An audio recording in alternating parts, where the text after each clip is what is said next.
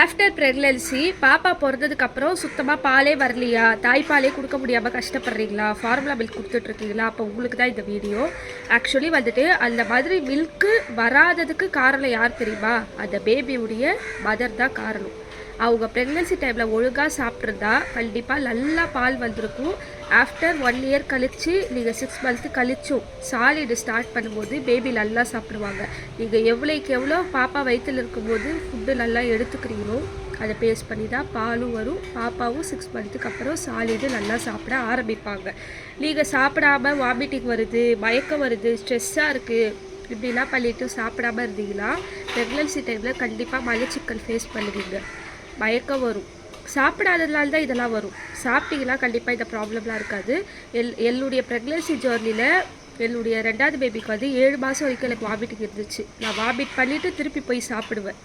அப்போ தான் நம்ம பாப்பா பிறந்ததுக்கப்புறம் நல்லா சாப்பிடுவாங்க, நல்லா ஃபீட் எடுத்துப்பாங்க.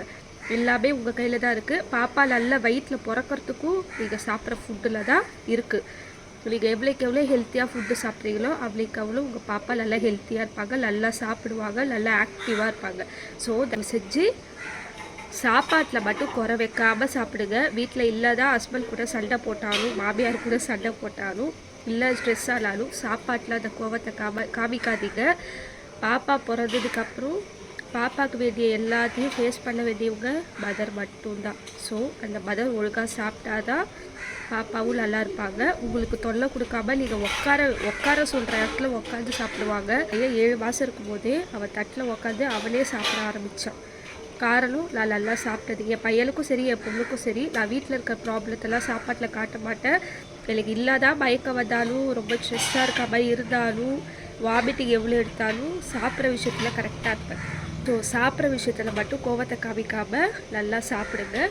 கண்டிப்பாக நல்லா பார் சுரக்கும், பேபி நல்லா ஹெல்த்தியாக இருப்பாங்க.